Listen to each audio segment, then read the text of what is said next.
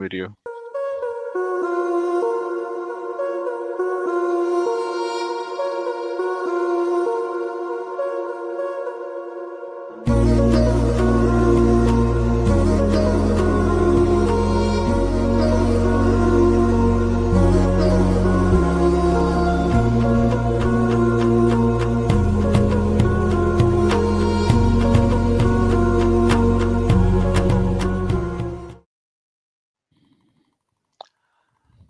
إن الحمد لله نحمده ونستعينه من يهد الله فلا مضل له ومن يضلل الله فلا هادي له وأشهد أن لا إله إلا الله وحده لا شريك له وأشهد أن محمدا عبده ورسوله أما بعد آمين. أعوذ بالله من الشيطان الرجيم بسم الله الرحمن الرحيم رب اشرح لي صدري ويسر لي أمري واحلل عقدة من لساني يفقه قولي ربي زدني علما آمين. السلام عليكم ورحمة الله وبركاته. وعليكم السلام ورحمة الله وبركاته. Yes. Okay. So our first stream in morning time of a weekday. So we'll see how effective this goes. But like I said, I think what I will try and do is arrange the stream as a premiere on our channel, inshallah, for later time as well. So some of the other um, some people who are unable to join at this time, they will be able to join us. Obviously, weekdays, so it's limited time, and that's why I won't waste any time. We'll just get right into it. Brother Islam, how are you doing? Alhamdulillah ala kulli hal. Yeah, I'm a bit tired from Speaker's Corner yesterday. Ended up going for a meal afterwards. Okay. That was good, alhamdulillah. Anything coming up that we should be looking out for? There was a really good conversation that, there was a really good conversation with a woman who believed in God, but in a very generic sense, and her partner was separately discussing with Hashim and Sabur, and he had like a master's in debating, and he was atheist or agnostic. So we had sort of parallel discussions with her and with him, but separate discussions. I think that'll be really interesting videos because we really went through pretty much the whole gamut with them, between the two of them. Okay. I caught up with Sabur, which is good. We're planning a stream soon on the question of whether or not atheists exist, which is a very, very good one. Very, very interesting. It's a very amazing question when you've put it that way, because a lot of people think they're atheists, right? Because it's a cool thing to say nowadays, right? Just to be part of the cool club, apparently. But when you probe into what they actually believe in, it's very difficult to for them to convince people of what they claim. I do think most of them is not to be a member of the cool club, although there are some people for whom it gives them a buzz, essentially, to just say that stuff. But I think it's because they've been so misled and so indoctrinated by the sort of materialist, naturalist underpinnings of the secular order that was built up in the post-Enlightenment period and what followed it. So yeah, I think because I know when I speak more carefully, rather than saying I was an atheist, I say I used to identify as an atheist. Because I felt I was atheist, but that was under a complete misapprehension of what theism or a deity actually is. And the definition that allowed me to say I am without gods is critically hinged on a redefinition of deity. And that redefinition is no longer compatible with what's understood to be a deity in any of the Abrahamic branches, especially in Islam, where it's particularly clarified, but also the concept of deity in going back to the ancient Greeks, going back to the ancient Japanese, and all over the place. Essentially, if you take any naturalists' view of the world these days and resurrect them, they're going to sit somewhere on the spectrum of Greek pantheons. Probably a lot of them would be sort of Neoplatonist with the one and the ideal forms, at least if they understood physics that they based their beliefs on well enough. But a lot of them would just be straight polytheists. Yeah. All right. That's the discussion. Let's start this because we are limited by time, right? Very quickly to recap, Dr. William and Dr. Graham, they're discussing, or rather debating, a point of view that is being held in a paper written by, I'm actually just gonna confirm who it is written by, but Eugene Wigner. yes, thank you. Wherein the idea that there is some form of aesthetics within mathematics is proof that there's a creator, there's a God, or it's proof of theism as opposed to atheism, right? And that is the discussion. Different views and different point of views of looking at it.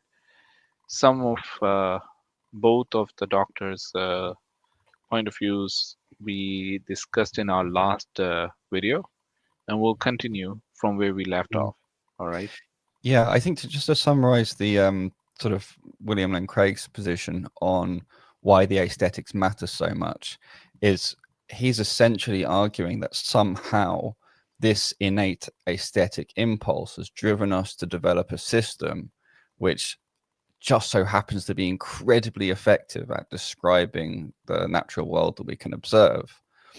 And with his view of theism, or his beliefs on God, it's very clear and obvious that God designs stuff in a clear, order structured way and gives us this aesthetic impulse that helps us to identify and drive towards that. So it matches up very nicely.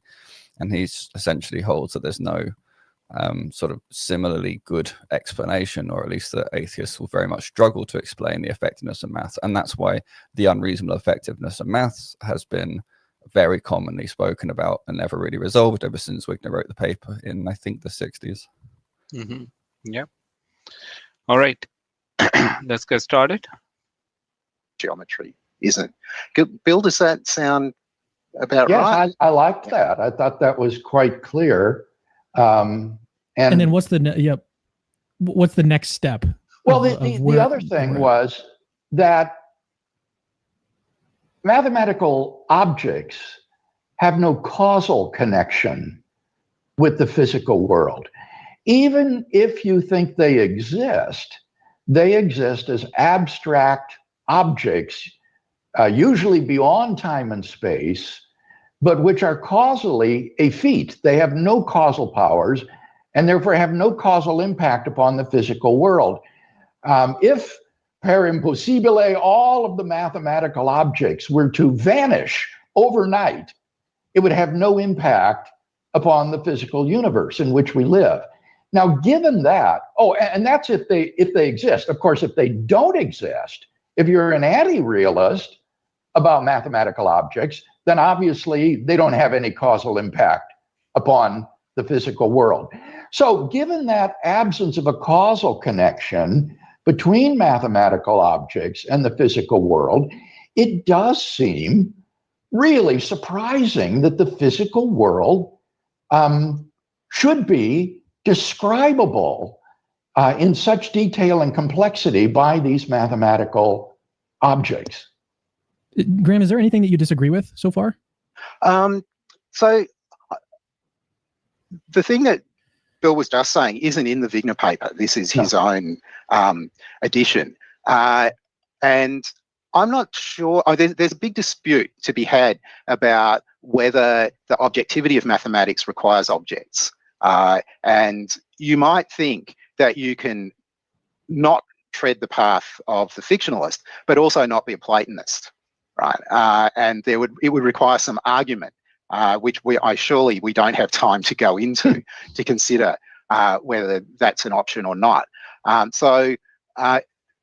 Unless it comes up in the later discussion, I would prefer to put aside the dispute between Platonists, fictionalists, and all the other sort of accounts of the ontology of mathematics, because our question is more about the application of mathematical theories to the world, and that may not turn on any questions about whether there are mathematical objects. Well, now, so that's I agreed with that, Graham, because my point was that whether you are a Platonist and a realist, or you are an anti-realist, in either case, there's no causal connection of mathematical entities with the physical world. They can't influence the way physics operates. And so it's astonishing then that you would have these mathematical descriptions that enable you to describe and to predict how the physical world is going to behave.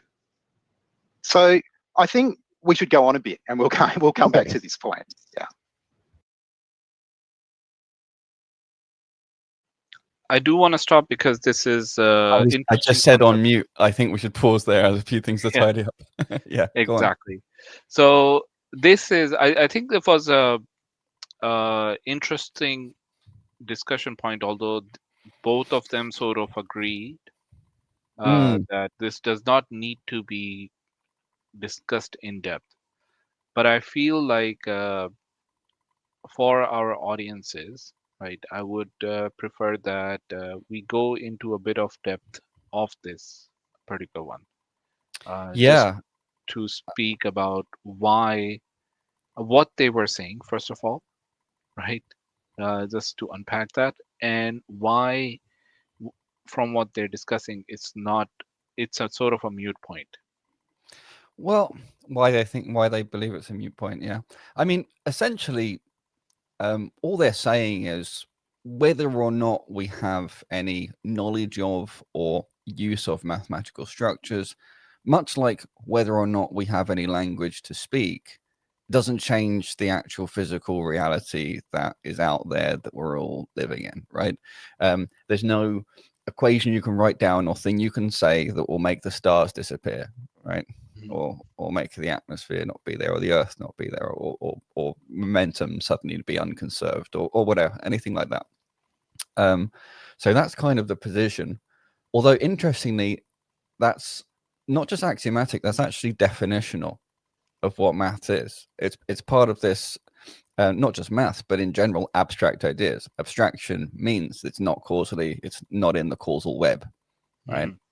And so that's really what they're arguing, is saying, look, it's not causally related whether you're realist or anti-realist. So there's no way to explain the relationship down those routes. So how do we explain the relationship? For William Lane Craig, the creator is the link, and so that makes a lot of sense. Oppie doesn't seem to sort of feel the need to explain it for different reasons, but I think both of them are lacking some nuances, some of which are important and some of which are not so important, given what they're trying to say. So I'm sure they would agree, for example, that maths does actually have a cause and impact, which is very obvious if you look at the world around us and the computers we're talking on. When human beings have mathematical concepts, they interact with the physical world differently, are able to, and different things are then become causally possible. Sorry, one second. So the existence or non-existence of maths clearly, evidently, materially impacts the world. Even climate change deniers, there's still plenty other routes to prove that. So that's just a precision that really doesn't affect their underlying position they're getting at. But there is a good reason to sort of note it, because there's an assumption between the two of them that mathematics is somehow transcends humanity. There's a widely held dogmatic belief that aliens will do math the same and speak math the same, and they would, if they don't recognize our language, they'll recognize math. They put the number 1/137 on the Voyager space probe, one of the space probes, because it's roughly the alpha, the defined structure constant. Because this is one of those sort of deep assumptions that it will be recognized then as a sign of intelligence. But looking even within humanity, present the current day, we have the Piraha people in South American basin along a particular river. It's only about 700 people in the community, but they don't count. And it's not that they can't be taught it. When you try and teach them, they fall about laughing and call it wrong-headed, and they think it's stupid. They think it's a ridiculous way of trying to analyze and assess the world. So even within humanity, it's not a universally applicable language, and their very language structure precludes the idea that things are countable, the way they see stuff and so on. So it does raise this question, when we see, I don't know, a crow go and collect things or whatever, we can imagine it can count, but is it counting? Is it doing something else entirely? Let alone, alien beings or creatures and so on. So I think there's a lot of assumptions that go on there, but those assumptions are held by pretty much everyone from some form of Western perspective or another, and indeed has been sort of infected into other perspectives as well. So I think that's definitely worth pointing out. Did you want to say anything on that before I go to the next? No, that's I think that sort of covers it. The idea that what basically comes down to is an abstract concept being applied to our reality, and whether or not that interaction happens between reality and that abstract concept, how do we actually understand it? So there are presuppositions here which needed to be unpacked, obviously. Yeah, and it's one thing that's worth noting is it's kind of unfair or a double standard to call them abstract concepts in a sense. It's useful. It's kind of like a useful fiction, because actually we know that we can see good evidence for the brain's activity is correlated with the use of these mathematical ideas, right? When you are speaking about them, writing about them, brain's activity and so on, whether it be geometry or counting and symmetry, recognition, patterns, and so on, all of these foundational mathematical ideas, like when your brain is churning through them, is when they actually kind of exist in a real sense, and in which case they are actually implementing a physical system. If they're not written down and they're not going on in anyone's brain, in what sense do they exist at all? Right. And so then you say, oh, well, when they do exist, they are physically implemented in some way. This actually relates to computability and Landau's theorem as well. But I won't digress too much. So yeah, I think the idea that they are some Platonic thing that's out there is kind of misguided, whether you think they're just abstractly out there or really out there. And I think it's actually a sign of their theology, because again, Neoplatonism is a theology, clearly. This goes back to what I was saying about what I'll discuss with Sabot. Neoplatonism is clearly a theology. In fact, it's a monopantheistic theology. And yet, when exactly those ideas are used in naturalism, suddenly it's not theology. All right. Just one other thing I wanted to touch on was why is it surprising? They both agree it's surprising or warrants explanation from that. But maybe the title should be, considering how math really works, is it the unreasonable effectiveness of brains in general? Right. Yeah. So I mean, all math really is it's not quite a language. It's a system for building custom languages for particular ideas, so that you can have a language that precisely tracks an exact sort of pattern of thinking, so that someone else can check it, and so that you can reproduce and transmit a particular precise idea. That's what math is. So why is that useful? I think this is self-evidently true, and we could do a whole podcast on why that's useful. But to add color to it. But really, the underlying question would be what's the unreasonable effectiveness, or is there an unreasonable effectiveness of the brain? Is it perfectly reasonable? The last one worth touching on is objectivity of mathematics.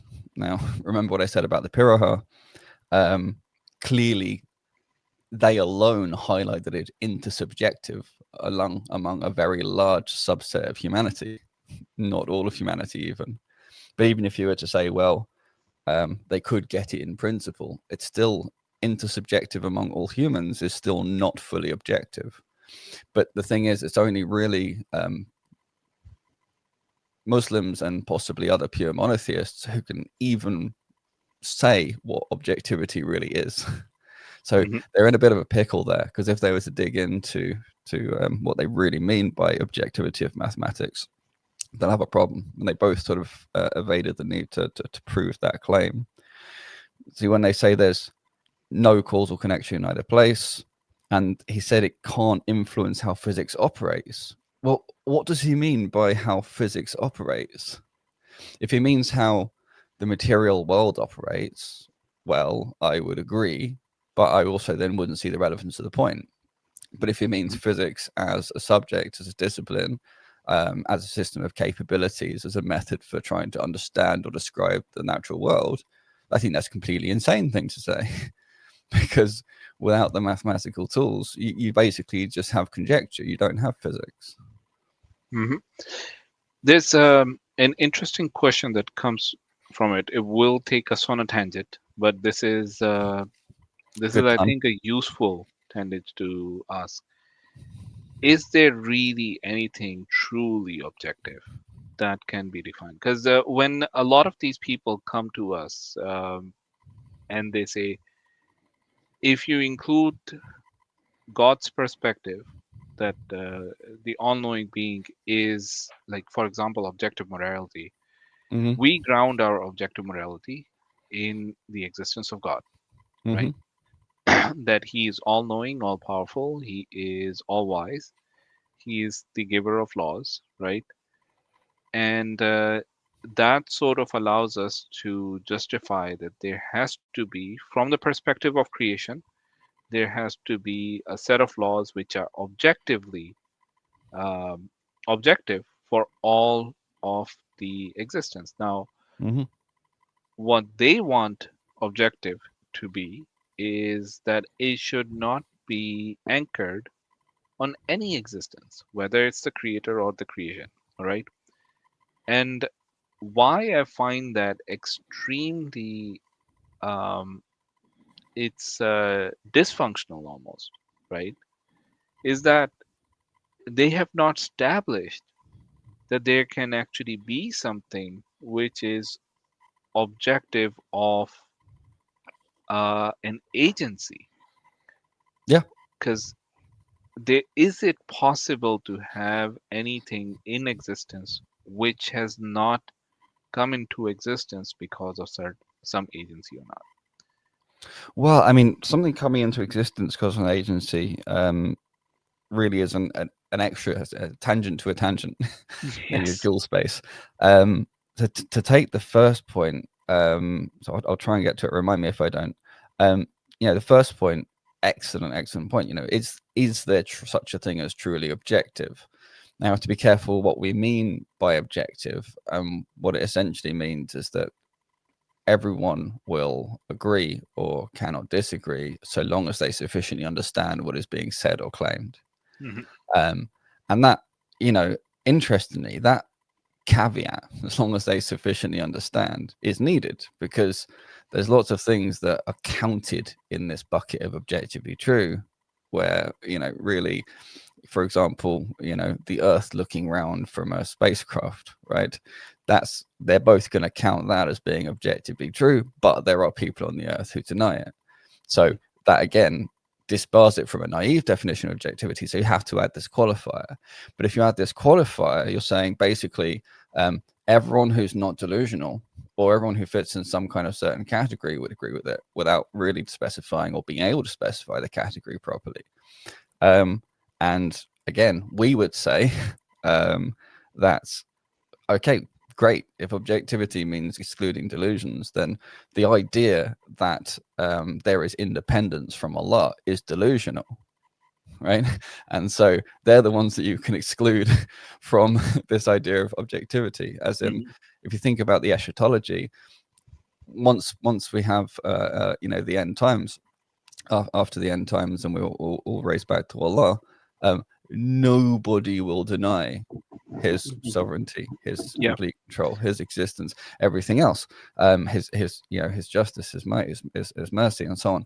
So before you move on, so the definition, just quickly, of objectivity that includes this, everyone gets it, in theory, means that it's not just that we say Allah says and that makes it objective. It actually sort of dovetails with this understanding of objective that is defined even without reference to Allah.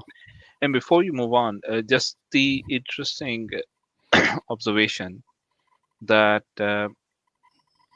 the idea that the Earth is round, okay, with not I know we've got some flat earthers and all of those alternative viewpoints, but discounting all of that, anyone observing the Earth from a space and being able to see that it is round and it is whatever shape it is in, right?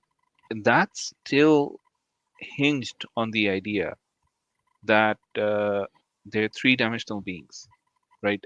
Beings who understand 3 dimensions or maybe 4 dimensions. But what about, let's say, just to take it to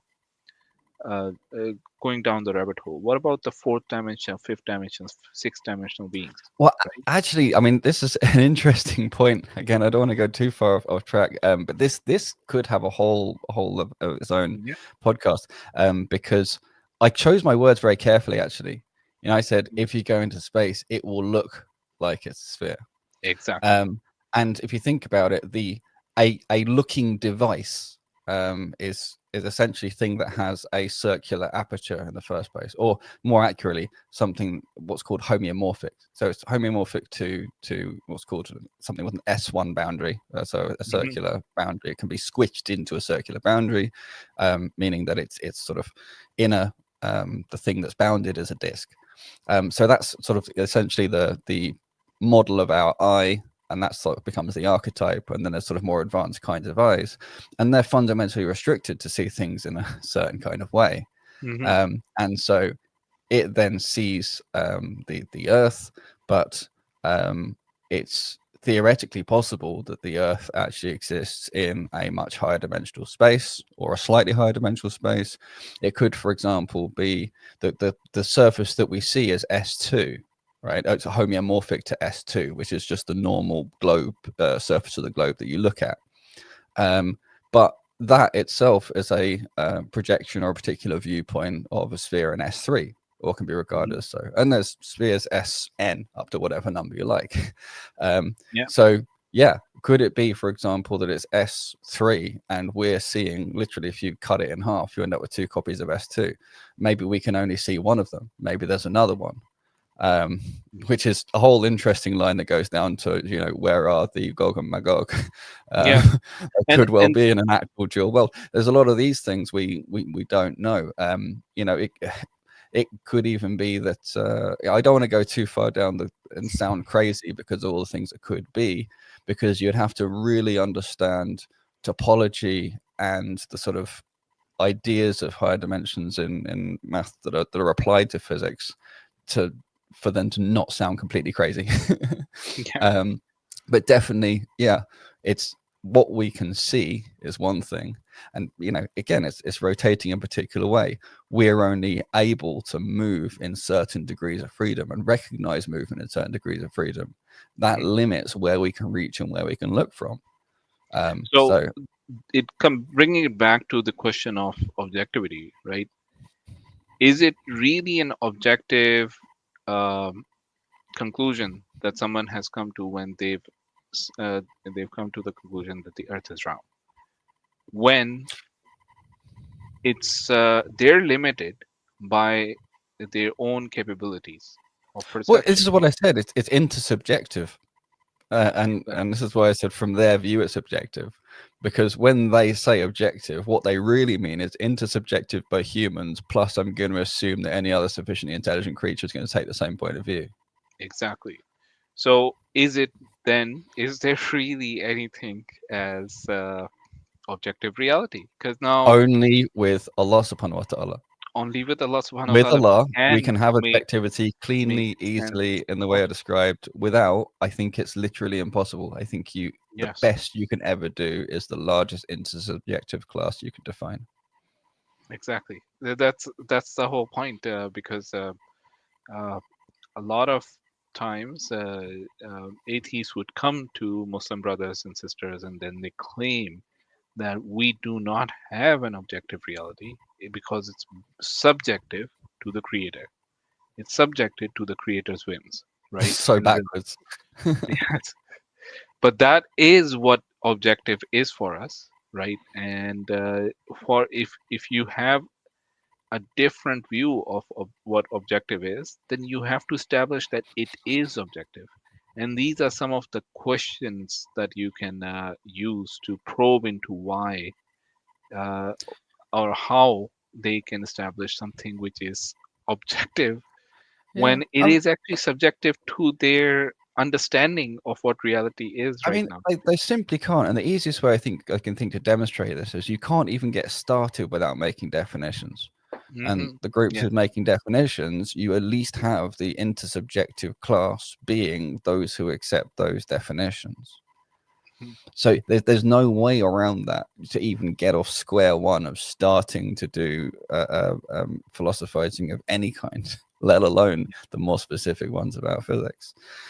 Does it, quote unquote, objectively exist? Is really, would it exist if I wasn't here? Which is this thing, am I a contingent being? I mean, so all of these things connect in different ways. And again, I know what it was like when I was an atheist. I thought I was being really clever in all these separate bucketed compartments that have been developed, again, mostly during the rationalist and Enlightenment period, and having different epistemological and ontological standards applied in the different buckets and areas, and just not realizing the blatant hypocrisies that cross those areas, because I had the various excuses of why I could think of them separately or in different ways. And this is again why Islam was really such an eye-opener, because I was able to have one unified view and an abstraction level that was able to cover all the other stuff.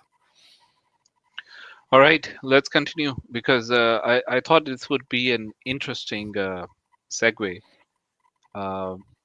or not a segue, basically a tangent, but it would allow our audiences to sort of understand where these two are coming from and why they digressed from this discussion, because it is a huge, almost a separate stream. Well, and a lot of stuff I said is easily clippable by someone who wants to try and make me look insane. Do it, and I will respond. But be prepared. Yeah, the cutting edge of science is pretty much insane in of itself. So good company, I would say. All right, let's continue.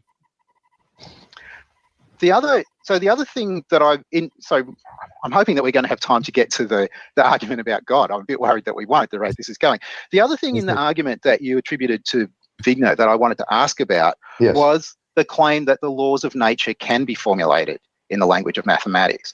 That seems to suppose that we know what the laws of nature are. And that seems to me not to be so. It's true that we formulate scientific theories and they have principles in them, but almost always it turns out that we end up thinking that those principles are false. If those principles are false, then they're not laws of nature. Here, Wigner's brilliance emerges in his paper. I am just amazed when I read the paper how he anticipates these objections and preempts them. He makes a point himself in the paper that he is not claiming that there is a unique description of the physical laws that govern our universe. What he says is that we can formulate these mathematical laws of nature, and there could be different formulations of them. There could be, he's not claiming that they're unique, but we can formulate these laws of nature and then apply them, test them, and they turn out again and again and again to be accurate in describing the physical phenomena, the way the world appears to us. So I think that premise is formulated by Wigner in such a way as to preempt the objection that we don't know the final form of the laws of nature, that they could be variously formulated, or that They may not even describe the physical world in itself, but simply the phenomena, the physical phenomena as we apprehend them in science. Okay, so let's think about an example. So maybe this will make Cameron happy, right? A concrete example. So think about classical mechanics, right? And think about what happened in the very early 19th century. So there's Adams in England and there's Leverrier in France doing calculations using classical mechanics. And eventually Leverrier says to Galilei, point your telescope at this point in the sky and you'll see a planet that's perturbing the orbit of Uranus. It's the explanation for why, And so Galilei goes and points his telescope there, and lo and behold, there's Neptune. This was how Neptune was discovered. Yes. It was a prediction of classical mechanics. But the problem is that classical mechanics is a false theory, right? Use it to try to predict the precession of the perihelion of Mercury, it gives you the wrong answer, right? So presumably it can't be that this theory's accuracy was due to its getting the laws right? It's a false theory. It's not just that it's accurate. Well, the puzzle is that the theory's false and it's still giving accurate results. You can't explain. All right. Do you want them to finish up before we? Oh, yeah, no, it's just yeah. We also got to be careful not to full screen them for too long because we'll get we might get copyright thingied. Mm-hmm. Yeah, I mean, there's already a lot to unpack there. And again, this comes back to this idea that there are laws. We're just trying to discover them. I think misunderstands what laws are. Laws are human ideas projected onto nature. The human ideas are to do with pattern identification and recognition. Although there will be laws in the sense that Allah subhanahu wa ta'ala is the lawgiver, makes laws, but really that's not so much about the physical world, because the physical world is something he actively manages by his will, and his will is not bound by laws. So we expect to see patterns and consistencies and all this kind of stuff because he is the best of planners. He's efficient, he's wise, and all this kind of stuff. So we expect to see patterns, and we expect to see some exceptions to those patterns. We know in Quran that he holds us together, literally. Like, we would literally fall apart if he wasn't actively holding us together. He holds the birds up in the sky. We know about air and wings, but he still holds the birds up in the sky. So this sort of different view, and reading through many of Oppie's books, I've never seen him note this fundamental difference between the way Allah subhanahu wa ta'ala exerts his will to control everything actively all the time versus the sort of more normal, or at least Christian, more normal in the West views of God's relationship with his creation. So yeah, I think that's one of the deep problems, because they're thinking there is some system of laws, we just keep getting it wrong, and if we can only get it right, then suddenly we'll understand everything. This is the underlying problem, I think, because something that jumps out of this, he said almost always principles are false and not laws of nature. Well, why does he have such faith that essentially this pattern of always ending up being wrong will at some point end up being right? Why does he shape his whole belief system on this process eventually getting it right when it always gets it wrong, in his view, in his way of looking to it? And in a sense, he's got philosophy upside down. Philosophy is supposed to be prior to applications of philosophy like physics.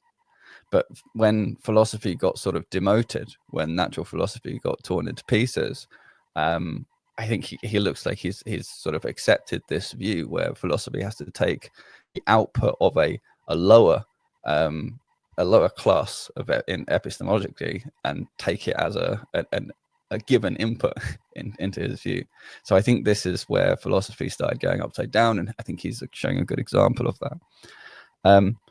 One thing I really have to correct or note that they said, yet they don't seem to recognize, is they turn out to be accurate in describing describing. They are good at describing things, but they can only describe things.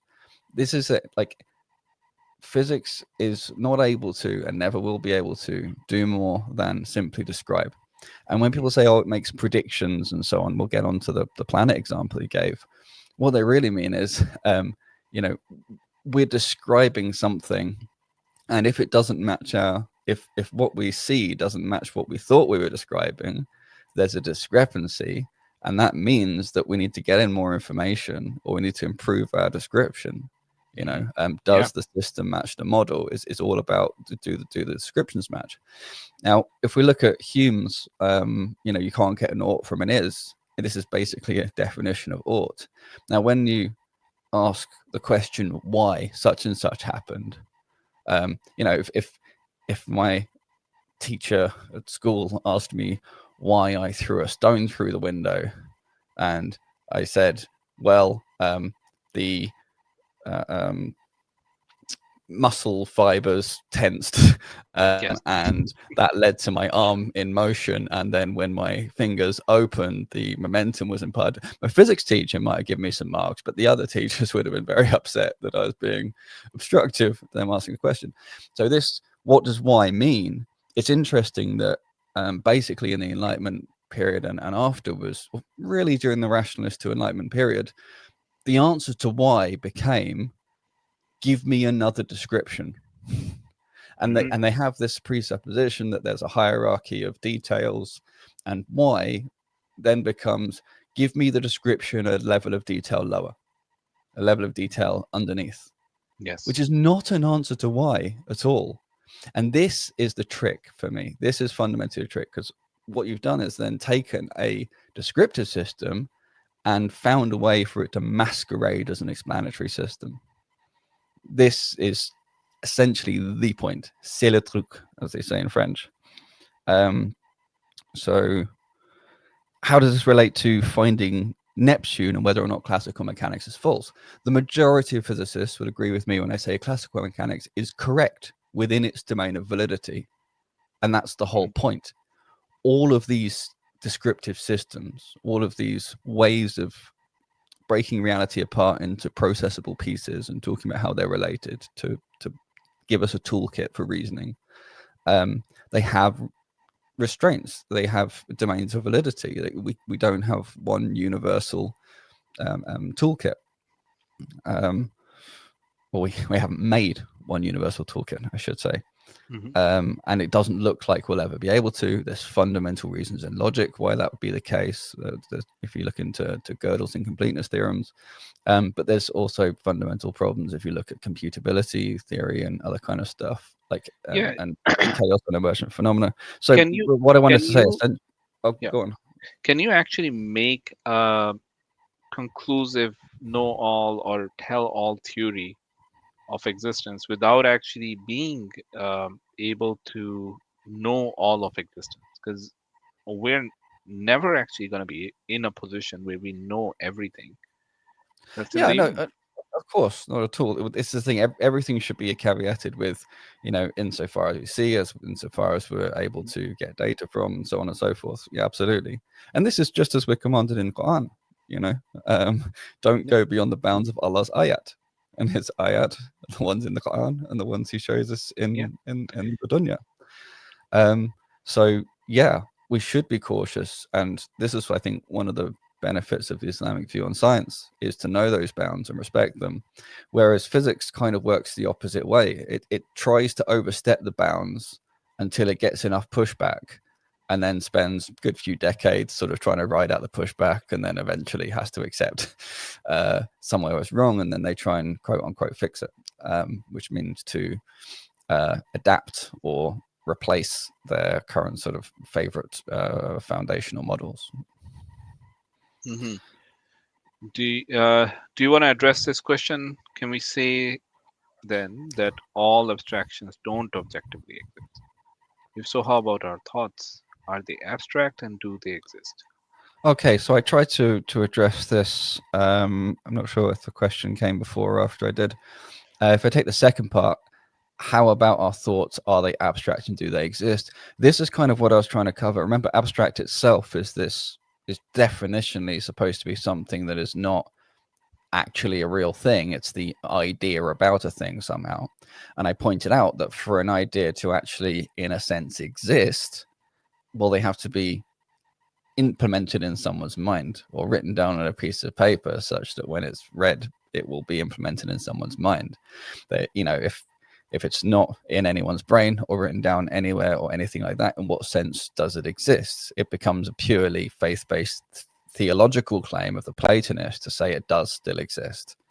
And that starts to sort of break pretty much any usable philosophical model, in my view, as well, for reasons it may or may not have made clear enough, but I feel it's quite clear. And so can we say all abstractions don't objectively exist? You have to define those words, because what we covered with objectively, I mean, if, you know, as we said, our view of objective is Allah subhanahu wa ta'ala is the ultimate authority on these things. And apart from this sort of delusional period, this very small time period of dunya where everything's, or so much is covered and veiled, so we're misled and misdirected quite easily, you know. So apart from this, we will all objectively agree. And Allah subhanahu wa ta'ala giving us the names of things, right? Remember, this was an amazing thing the angels saw, that Adam alayhi salam could learn and say the names of things. This is essentially abstractions. You know, to name a thing, you have an abstract idea of what that thing is. So a name is basically, putting an identifier to an abstraction. So in a sense, in a clear sense, the abstractions objectively exist, but again, they exist in their domain of validity. But they don't exist as a material thing. And so you have to define what you mean by existence. And I like to say, well, existence doesn't have to mean material, because I wouldn't want to claim that Allah subhanahu wa ta'ala is material, because the word material, it means is in his creation. But existence in the terms of, is real, does affect things and so on, then yes, they exist. But then so do abstractions, clearly, because you can really teach someone an abstract concept and they can really use it to do something. So I hope that answers it, even though it wasn't a direct yes or no. It just shows the flimsiness at times of basing things or basing your worldview on completely abstract concepts, because those concepts need some grounding, and that grounding needs to come from something which in of itself is rational.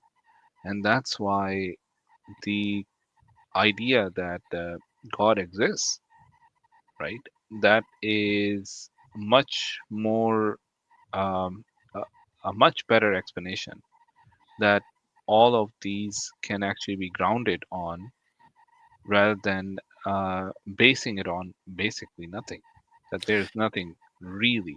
So yeah, for sure. For me, it's really important to think, what is the relationship between this abstract concept and this grounding, right? So the abstract concept might, like I said, a name is a pointer to a thing. Like technically, Islam Hakim is a pointer to this abstract concept that is me, but I'm actually a real person that it refers to. It's a pretty direct relationship going on there. But when you talk about, some group in Liège or SU2 or something like that, it's far removed from a sort of concrete reality, and there's sort of many more steps of misdirection. And interestingly as well, there's misdirection from its original historical roots, how it became more and more abstracted, and then how it becomes de-abstracted in order to apply to reality in a slightly different way. So there's different sort of maybe you'd say degrees of separation between abstractions and concrete reality. And I think there's a deep connection between that and optimization by Occam's razor, the least multiplication of entities, and optimization by parsimony, that you don't need so many links and so many ideas to connect to and cover and explain and describe reality in a cogent way. Yeah. All right. Let's continue. The accuracy of the results in terms of its hooking onto the true structure of the world or hooking onto the laws or anything like that, because we know it doesn't. So back to you. What is correct, I think, is to say that the laws of classical mechanics are approximately true, that they are true within a certain range. And this is not so much falsified as made more precise then by special and general relativistic laws. And there's no claim here that we've got the final formulation of physical laws. Rather, with increasing accuracy, to often astonishing degrees, we seem to be able to describe the physical phenomena. In other cases, the descriptions might be more proximate. But this is no more problematic than saying that I have a watch without a second hand that will accurately tell me the hour and the minute of the day, but it won't give me the second. And that to get the second, I need a more accurate watch. And if I have a watch with a second hand that still isn't going to give me the current nanosecond, I'll need an atomic clock for that. So the laws of nature can approximate accuracy with different degrees of specificity. Okay, so that sounds sort of right. The relationship between mathematics and the physical world is one of fit to within acceptable limits of tolerance of empirical predictions in some cases, but not all. And that's general. So whatever theory we're talking about, it's got a range of application, and outside that range of application, it doesn't give you the right results, and so on. Then the question's going to be, or at least one question's going to be, what's uncanny about that? Why not just think that that's what you'd expect given the power and flexibility of mathematics? Because now we're not talking about some amazing fit between the mathematics and the true structure of the world. We're talking about our ability to make models that will give you the right results across some domain to within some specified tolerance, some limits of accuracy. So when Gally points his telescope to the sky, Leverrier's calculations accurate to within 1 second of arc, but when you calculate the precession of the perihelion of Mercury using Newtonian theory, it's just wrong. It's out by so much. Mm-hmm.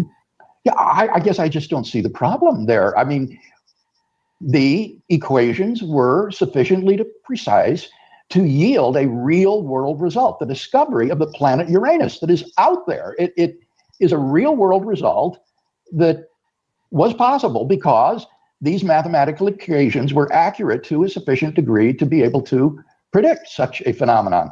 And the equations of quantum mechanics and general relativity theory are more accurate to orders of significance in terms of how accurate these theories are. So there is a significant fit that enables us to get along in the universe, to get along in the world because of mathematical applicability.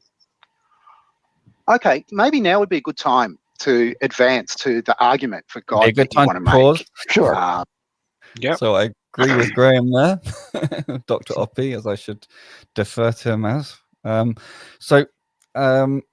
It's interesting. They use this expressions approximately true, range of application. Every physicist, everyone who studies physics says domain of validity. It's the universal language for this concept. Mm-hmm. So the very fact they're not using it is really making me question how much or to what degree they properly discuss this with physicists. Like, I don't think domain of validity is so much of a technical term that they're skirting around it. It's just so weird. I would love to know, who and how they've discussed this with, such that they're not both clearly using the de facto terminology for this. So they both think of these things in terms of increasing accuracy or sufficient degree of accuracy, and I think this is really part of the problem.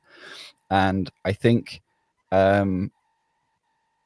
I think Graham made an excellent point regarding discovery of Neptune versus the perihelion of Mercury, because Mercury was known to be there and you could see it, and it didn't behave like the others because it sort of scooches around. The point of the ellipse keeps moving round, whereas that point of ellipse is just washed out in the larger orbits of the other planets. So that shift is a much larger shift than the minute shifts by which sorry, mine's gone blank. Which planet? Neptune, by which Neptune was discovered. And that is a really, really solid point. It's a really good point, because it's not so much a question of degrees. If it was a question of degree, then the problem of Mercury would have been solved first, because it's a larger error, right? Neptune was based on a much smaller error. It's a problem really of I would say sufficient unknown context as a way to describe domain of validity. And this is one of the problems we have, is we never really know when we conjecture that something is a universal law, meaning it's a very widely, pervasively applicable descriptive system. When we think something's universal, we don't know a priori where those limits are. We have to essentially believe it enough to put billions of pounds, usually, billions of dollars or whatever into it, and a whole bunch of minds going for a long time. And then we can start to find where it breaks down. And sometimes this takes, 50 years and 1,000 physicists and so on. But the context, the boundaries are very rarely known with sufficient detail. The problem with unifying gravity and quantum field theories is, again, relates to this problem of the domain of validity. The fundamental measurement problem in quantum mechanics relates to this problem of domain of validity. Black holes and singularity theorems and things like this, again, relates to this problem with not precisely knowing the domain of validity and how they work, if there's an overlapping domain of validity, and if so, how that works. We do know one overlapping domain of validity in the case of QFT and general relativity, but I won't go into that detail. That's basically flat space. All right. So long story short, I think that was the long story as short as I can put it. But an important consequence from what Oppie said was, he said, given power and flexibility of mathematics, it doesn't seem uncanny. Well, that's a ginormous amount to be given when you're asking to be given the entire argument. So, give me everything at stake in this discussion, and then it's not a problem anymore. I don't think that's what he meant, but I think that's what he did by accident. Because, again, as I said before, it's this power and flexibility of maths. It's more to do with the power and flexibility of the human brain, the gift we've been given, essentially, and not just the brain in isolation. I think also the social systems. Remember, us working as social creatures doesn't just depend on our rationality. There's also all the emotional links and all the other kind of dependency links, our weakness on our own versus our strength in numbers, and so on and so forth. All of these elements were needed in order to be, for us to build or be the conduit for being given the gift of physics. Mm-hmm. Yeah. We have somebody asking this question. Can I ask, why does God concern more with what we believe rather than our actions? A disbeliever with many good deeds will get nothing, while a believer with small number of deeds, I would guess that's what they want to say, amount of deeds, will get, will get eternal life. So, Anthony, would love to have you up on stage. We'll have a discussion. We still have about an hour or so left while we're here. If you want to jump on, the link is pinned. It does appear you're on YouTube. So the link is pinned. You can, if you are willing to, jump on the stage and have a conversation, which would probably be better than us just directly responding to you. Yeah, please do. I mean, we can give an in brief answer, but I don't think it'll satisfy. Oh, well, it's gone now. No, I have it. You Oh, okay. I mean, first of all, when you say rather than our actions, bear in mind we believe God is in complete control of everything that actually occurs, and so we tend to say, you know, he's in complete control and things are by his will, and we sort of separate into will and permission, right? You know, will being, you know, one side, if you like, and the other being things he permits, and what that, you know, really means is we have freedom of our intentions. It's our intentions that we're judged on. And so this is the first thing. The intentions, again, are how are they directed? What are they directed for? Depends on what we believe in the first place. I think probably one of the simplest ways to try and sort of go about addressing this is to say, well, look, we believe that without Allah's mercy, we're all done for. As in, none of us could be in a state of bliss and Jannah, as we call it. None of us could be in this ideal afterlife if it were not for his mercy. I actually don't want to get into details. I would prefer that he comes up on the stage, because we can give a one-off response to him, but that's never going to satisfy him. It really needs to be unpacked. What, like all these presuppositions we've been talking about, right? That all needs to be unpacked, because look at this comment. It's another interesting piece that he's come to. The faith seems to be the deciding factor here, though, and it's true. Is Faith, it just here, or is that in everything? Even he has faith. I'll challenge you this, Anthony. Find me any logical or rational idea whatsoever where articles of faith are entirely absent.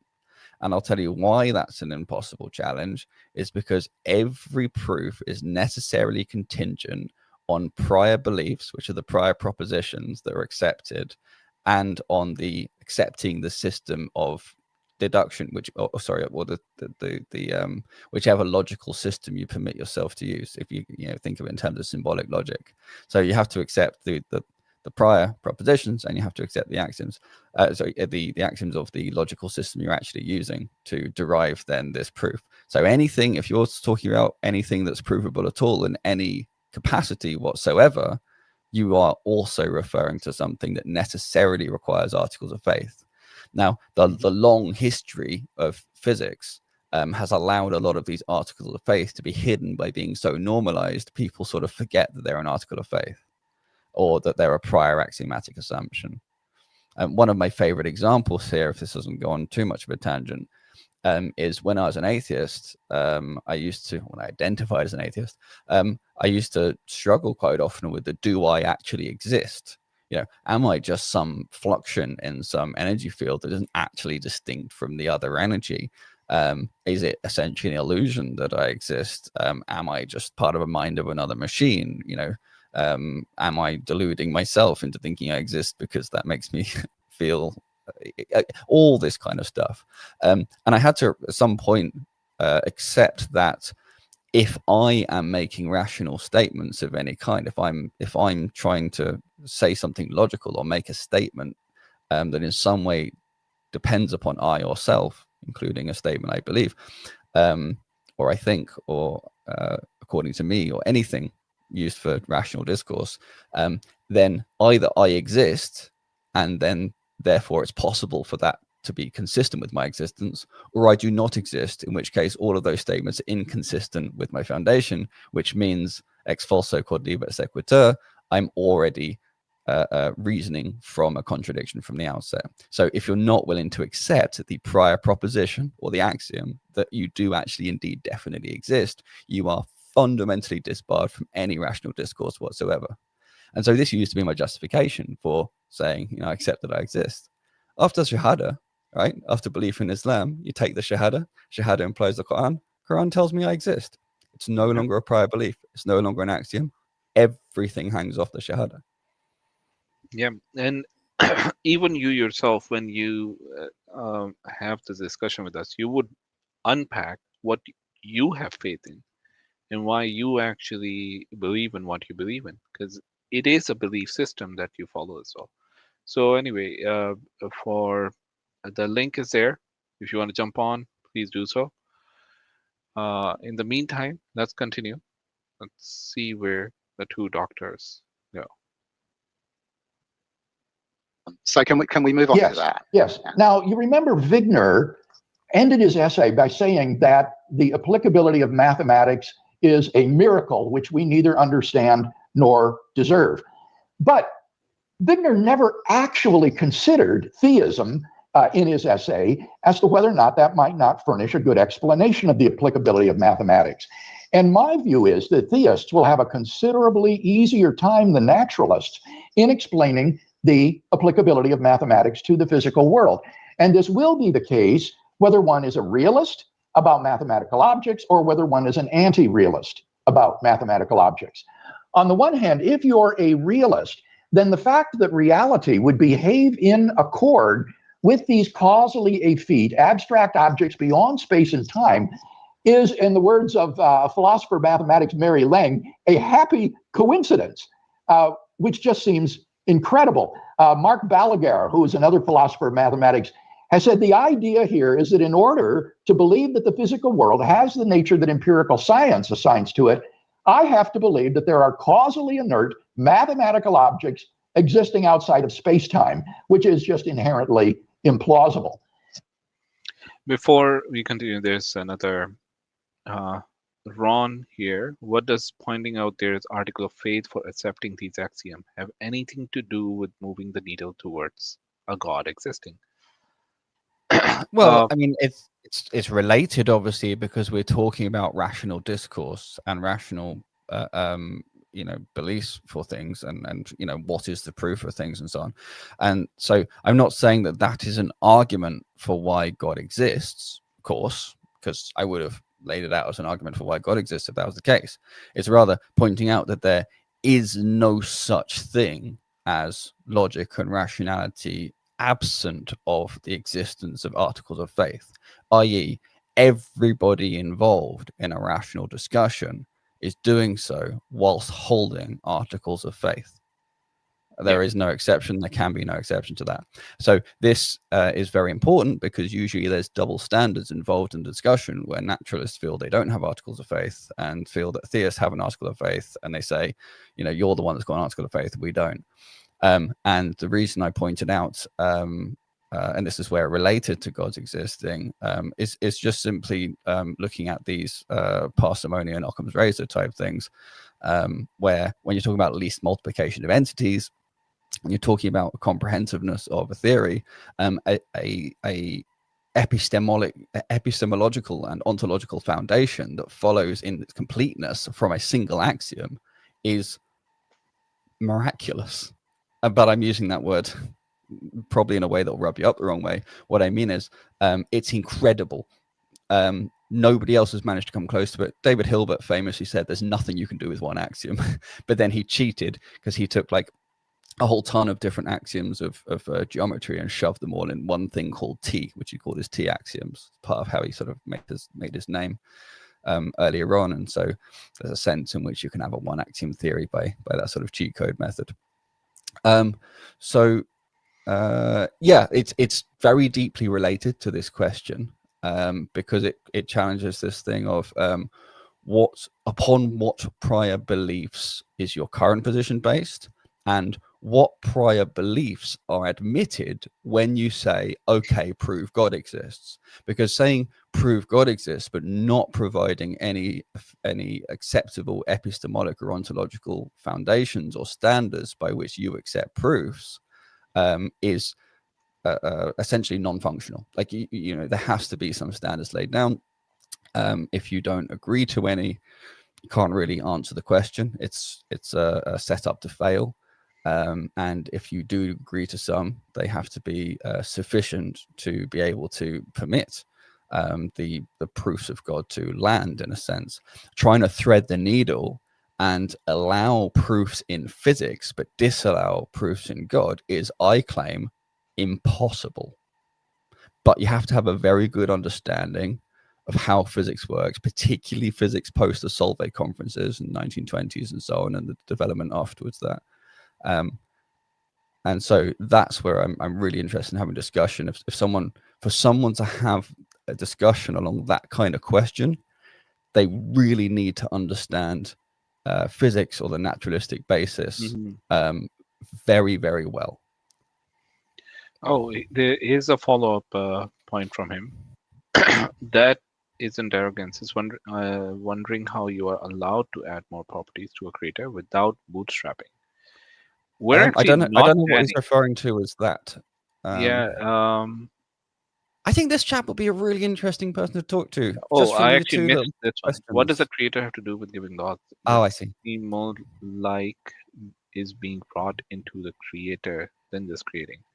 More is I see. brought into the creator. Yeah, Yeah, there's huge amounts to unpack here. I'd love to talk to you. exactly. You sound very interesting. You're asking good Just questions.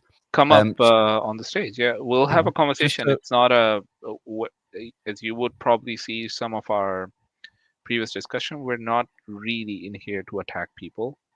We would love for a conversation to flow through. I just wanted to briefly cover, because this is sort of recapping stuff I've gone over. What does a creator have to do with giving laws? Now, remember, I distinguished before. I said the things we're calling physical laws are really, patterns and observations based on certain ways of, decomposing reality in abstract space. Basically, different ways of cutting stuff up and seeing how they're related to each other. And so, what does the creator have to do with that?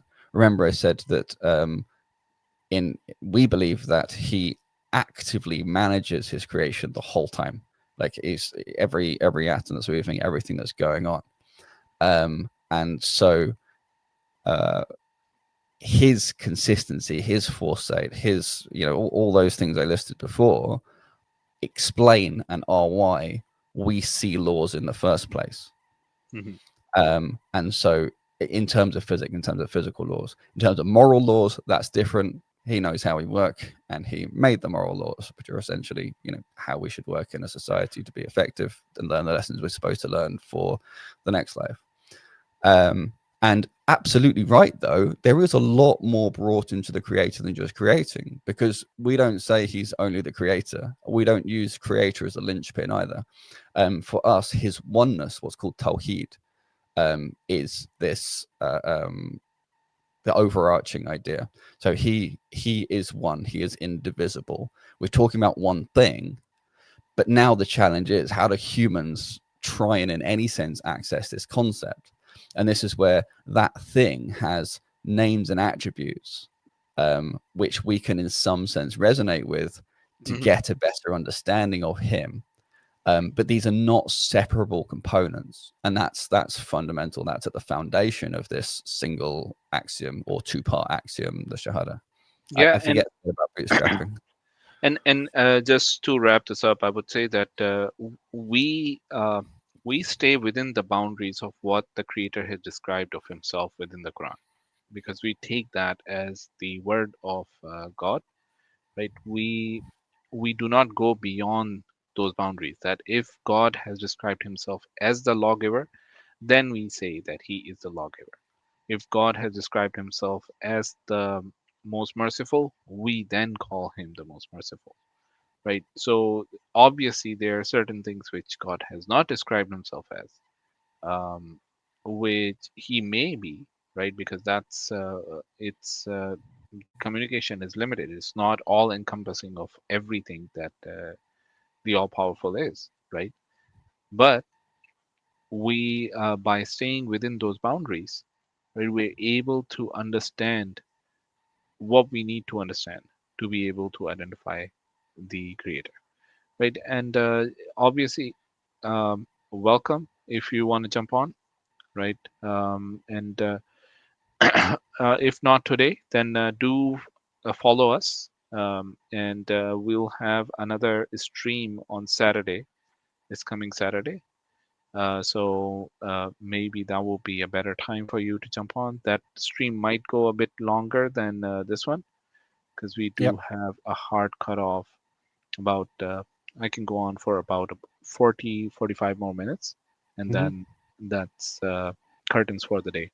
But also, if So- you pop up my email, because it might be that either of these people are not comfortable with a public-facing discussion.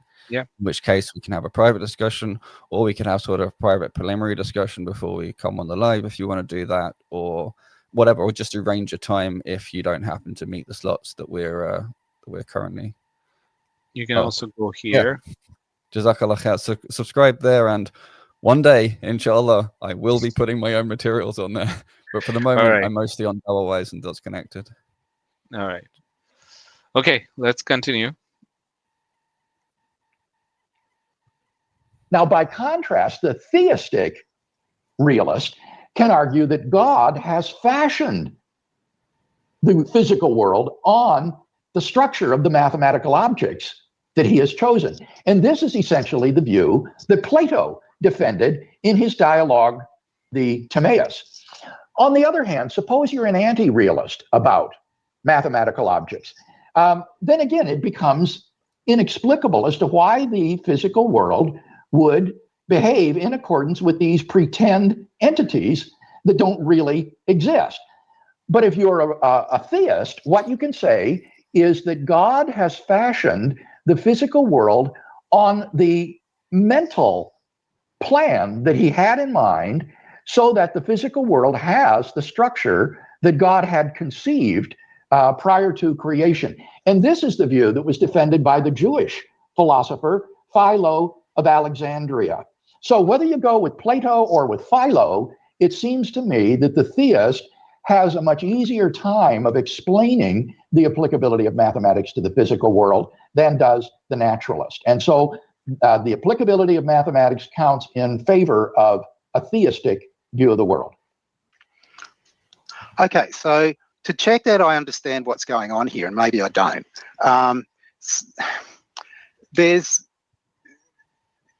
it sounds as though the story is committed to something like this.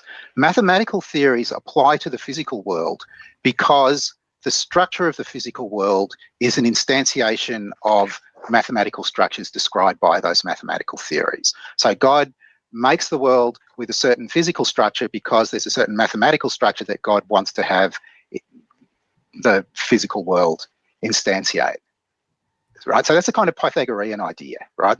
Number is really fundamental. Fundamentally, the structure of the world is mathematical structure. Is that part of the idea or not? Because I'm trying to think about what does God do here, right? Is that the idea? It's part, but only part, Graham, and that's really important to see. Even if you say that the physical world exhibits this complex mathematical structure that it does, and that's why mathematics is applicable to it, that leaves unexplained on a naturalistic metaphysics why the world should have the fantastic, complex mathematical structure that it does, that is described by general relativity and quantum mechanics. So that's part of it, but that's not the whole story. By choosing examples like complex numbers and infinite dimensional Hilbert space, Wigner implicitly precluded the explanation that the reason mathematics is applicable is simply because the physical world instantiates these structures, because these kinds of structures cannot be physically instantiated. And this is the burden of Mark Steiner's book, The Problem of the Applicability. This I'll address from this last bit backwards. Really gets my goat. I was talking to my brother, helping him with he's doing maths at university at the moment, and complex numbers essentially are the algebra of complex. Really, you should call them a field, and the algebra of this field is just the algebra of objects on a plane, particularly of triangles on a plane, multiplying triangles. The complex number, when you specify, is basically specifying a given triangle. That's all they really are. They never should have been mystical in the first place. The only reason they appeared mystical was because the European misunderstanding of the relationship between number, algebra, and geometry that was established in the Islamic period. That the Europeans took number, or rather they took algebra just as a given and thought of it in terms of numbers. But algebra was developed with an eye on geometry, and in fact pretty fundamentally developed from geometric ratios and so on. So when they found limitations in treating, these numbers don't exist, so we need to add these new types of numbers and so on, that entire storyline is actually just changing the definition of number. And they changed it once to get to negative numbers, where the Arabs would instead say it's a wealth or a debt, both being positive numbers. The putting them on a single line has benefits and drawbacks, particularly when you go onto the plane because of symmetry reasons. I won't go into too much detail because, again, this is a whole separate podcast. But you can only do so many steps of this because of a pretty fundamental system of identities. You can do it to go to real numbers. You can do it to go to complex numbers. And then you can do it once more and only once more to get to what's called quaternions and retain what's called associativity, which means that ABC equals ABC no matter how I put the brackets. Once associativity falls, there's one more leap you can do, but then you're completely done and there are no more whatsoever. And associativity is really important because it means essentially that the terms that we write down in our equations are like words. It's as close as we can get to having this direct relationship between the linguistic system that we really utilize to put together formal mathematics and other ways. So actually, it's not that complex numbers, and the same applies, it's just a bit longer to explain, to infinite dimensional Hilbert spaces as well. It's absolutely not that they are not physically realizable or anything in that sense. They literally come directly from the realizability from the original physics. Really, geometry was the original physics. Your actual compass and straight edge is an actual piece of experimental apparatus, and your pencil is actually recording the experimental result, and the theorems and so on was the theoretical side of this original physics. So absolute, sorry to say, William Lane Craig, with the greatest respect, that was junk. But I understand very much because it's not his fault. Because the way complex numbers are taught is this triumphant story of European superiority over everyone before them. It was an extremely provocative and powerful story that's been taken and taught over and over. It's just completely historically inept. It just is not. It's anachronistic throughout. But the real story is quite embarrassing for the Europeans. It's a story of Dunning-Kruger going wild for 300 plus years. So with that all said, and it is important because it does go a long way to explain why is math so effective. These higher abstractions were really just getting closer and closer to the original ideas of mathematics, which originally were closely connected to reality. Now, remember what we said before about abstractions that are closely connected to reality are more parsimonious and tend to lead to better results in terms of Occam's razor, because you need less abstract entities to make all the links, if you like, down the sort of hierarchical layers. So I think this entire thing is missed, and I think if someone were to sit down with them and really sort of lay out the Islamic understanding of when the Islamic philosophers were developing these initial tools of algebra, the style and type of geometry that eventually got turned into fluxions by Newton and then eventually his calculus and so on, and really explain history as it was, the concepts as they was, how deeply and foundationally they were embedded in Islam and the Islamic perspective on the nature of the relationship between human and reality, I think he would have a very, very different view and talk very differently on this. And if you ever see this, please get in touch. I'd love to talk to you. Just a few things. Sorry, do you want to say anything on that before I just cover the points he covered? No, continue. This. Okay. So, I mean, as he said theists have an easier time, and I'm absolutely 100% in agreement with that. There's no problem with it. It's totally reasonable, totally expected effectiveness of the maths for a theist if they are a monotheist, there's one deity, and independence. If the deity is not independent and there's not one of them, it actually becomes less clear how you're helped any more than a non-theist. And I think it goes back to what he said about the theistic God structuring the world on a chosen mathematical object. Well, having a committee that all decides or will act as one will is one of these things where you're just really, you either mean one God or you have a contradiction. And then, you know, the idea that things are structured on mathematical objects in the first place, I think carries with it a lot of problems. One of which I think they keep tripping into when they're talking about, so then it's basically Platonism or Pythagorean, as Oppie very astutely pointed out. An interesting note there, because he's talking about, again, with this physical instantiation of mathematical structure, the Pythagoreans believed not just that everything was based on these ideal abstract numbers, but critically, idealized abstract numbers were divine, right? There was no agency even involved, but it was still divine. And the fact it wasn't a full God, right? It was just divine, was precisely this lack of agency. But add in, if you have that divinity plus agency, you have deity. But at least you have divinity.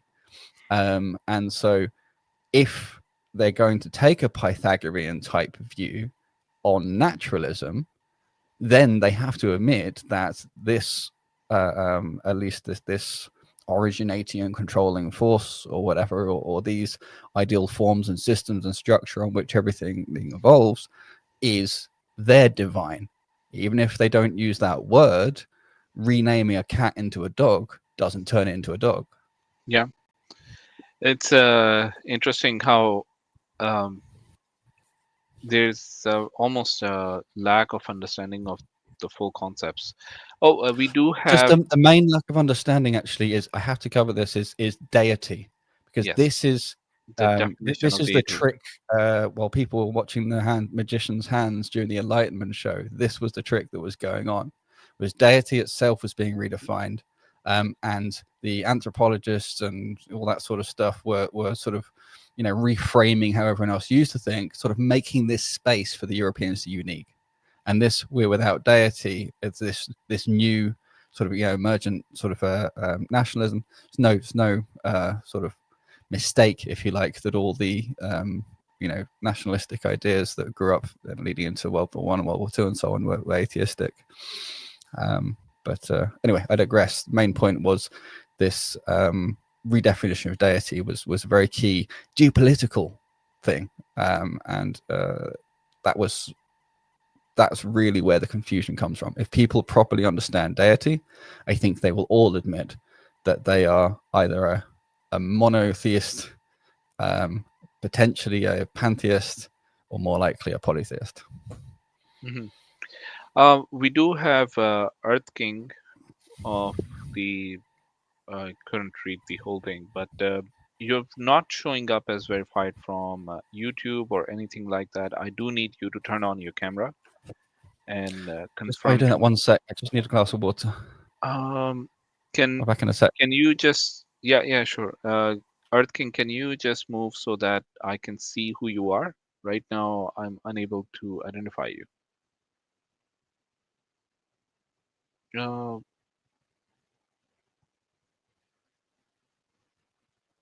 Who's that? Okay. All right. You're I can only see your hair, not your face. Okay. All right. I'll bring you up. You can turn the camera off.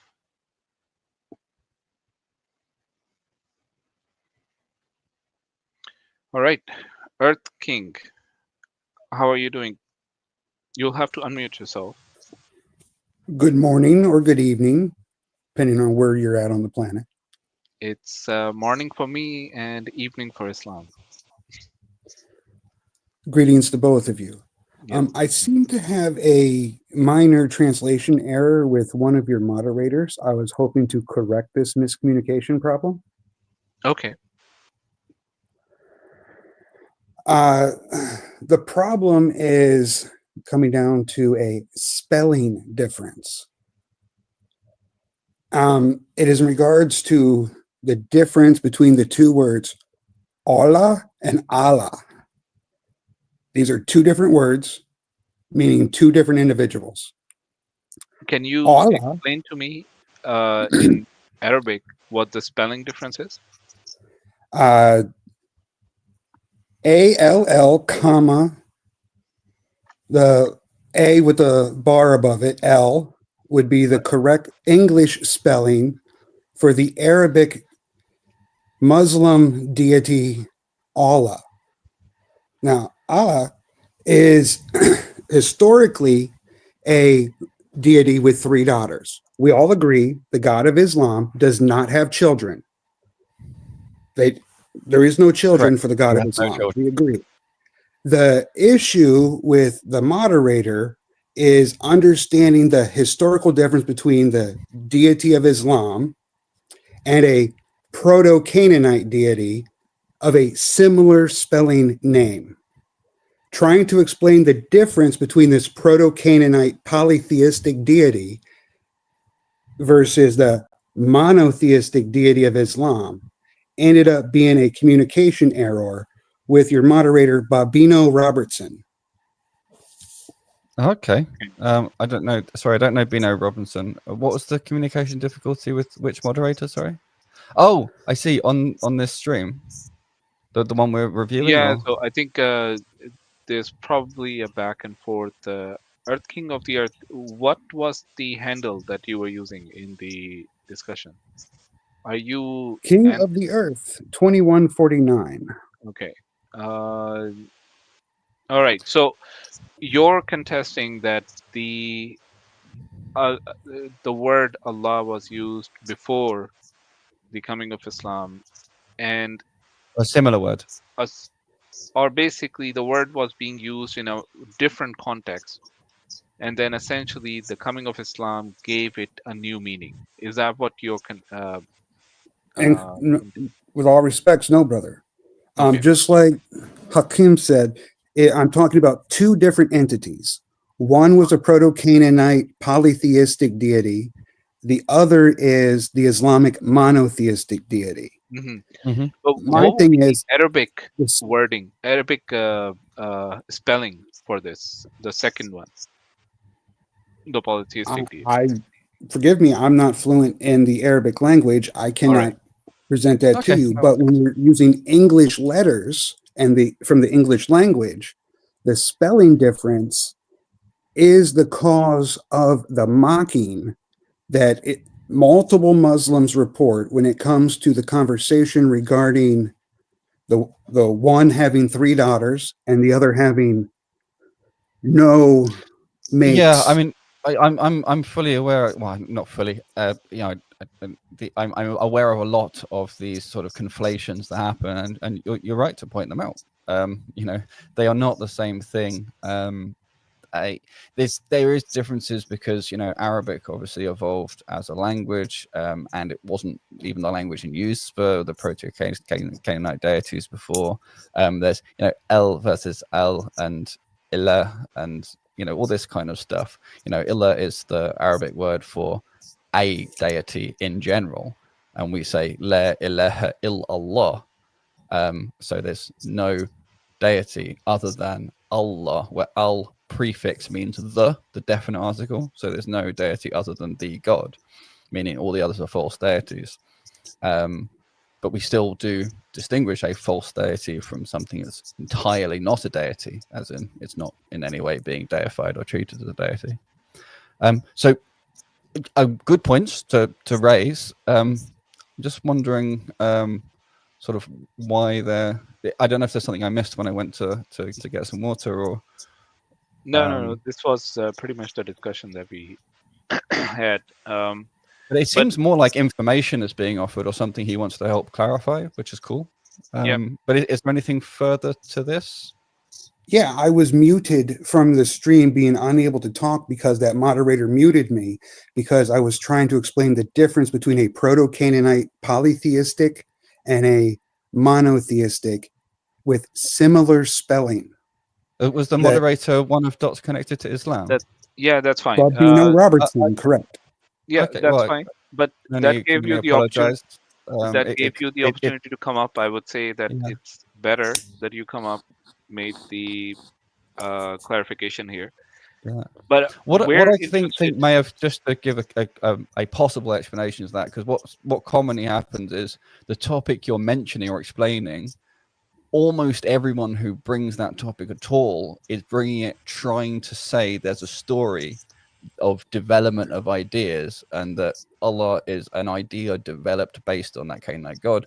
And so they may have misunderstood what you're saying as trying to imply that and got frustrated with you, and or something like that. Perhaps, I don't know. But That's I can only quite apologize. possible, What yeah. you're saying is quite reasonable. That's- So far, I didn't see a problem. Yeah, it's Yeah. quite possible that it was simply a miscommunication or translation error. That's why I wanted to talk with you guys to help explain the presentation that I was providing, so that way we could eliminate mocking of Muslims because of this translation problem from having two different deities with a similar spelling name doing wildly different things. If only reason, evidence, and good sound logic was sufficient to eliminate the mocking. These people come with, without much regard for evidence and reason a lot of the time, unfortunately. So what's your interest in this? How did you come across this stuff? Well, I've always been a lover of language, and I've studied multiple languages, and I've learned that spelling matters. Spelling matters a lot, especially when it comes to naming claimed deities. That a singular letter difference can change what deity you're talking about. I'm not talking about if real or false. I'm just the idea of the name. If you change the spelling, you change the individual. Yeah, you can. Well, you certainly change the referent. Sometimes the same name. Sorry, sometimes a very different referent is referring to the same thing.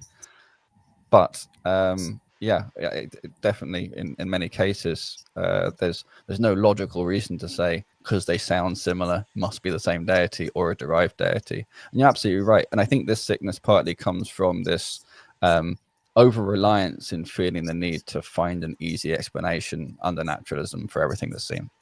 And so it's just something that poses to them.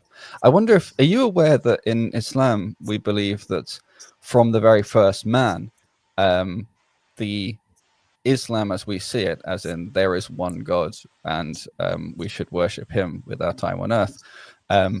We believe this was the central belief that all prophets brought right from the First Nations, and that the discrepancy and divergences we see is different ways that deity and his names and attributes and characteristics and relationship with reality have been misunderstood, essentially, oversimplifying a bit. And that's why we see the sort of diaspora of different deity concepts today. That's the Islamic viewpoint. Have you familiar with that? Oh yeah, I'm quite familiar with the idea that Adam is a Muslim. I don't have any problem with the belief that Adam submitted himself to the Creator. I don't see a problem with it. It's good. It's good. What is Do you believe in one God? Yeah.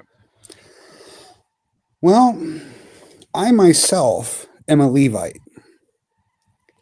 I've looking at the original Hebrew pantheon, and in the original Hebrew, there is a polytheistic trend to it with a monotheistic source, to where there is one root source creator, and they made others to make other things.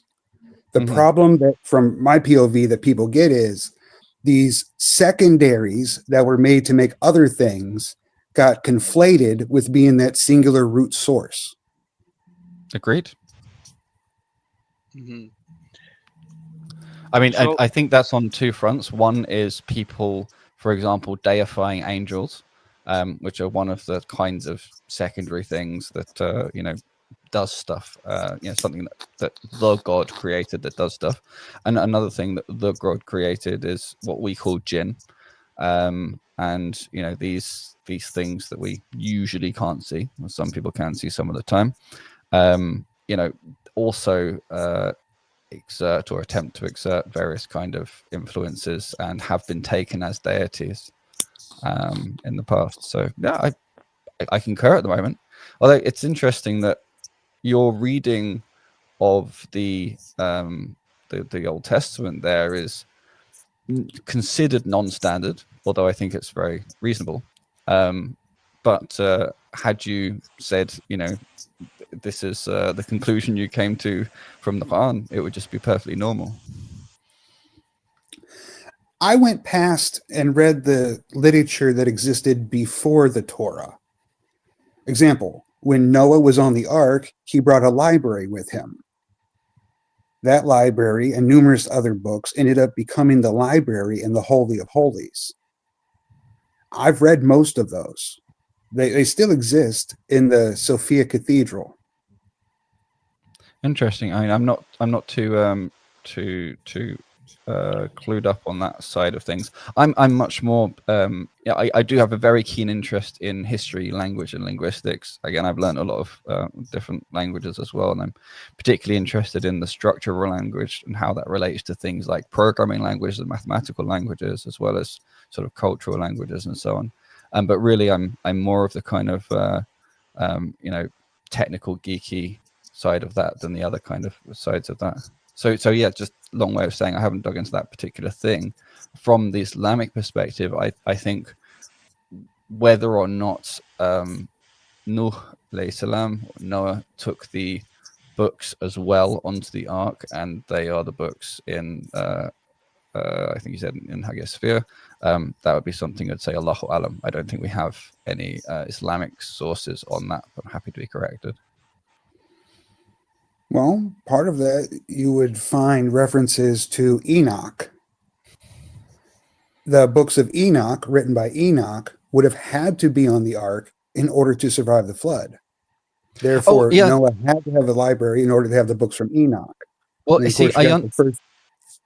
I understand why that makes a lot of sense from what you're saying, but bear in mind, we believe that Isa, Jesus, was given the Torah fresh, perfect, preserved copy by Allah when Isa came. So we have other ways to think that we know that book exists and is about. I can help you prove that for a fact. Well, I really can. Yeah.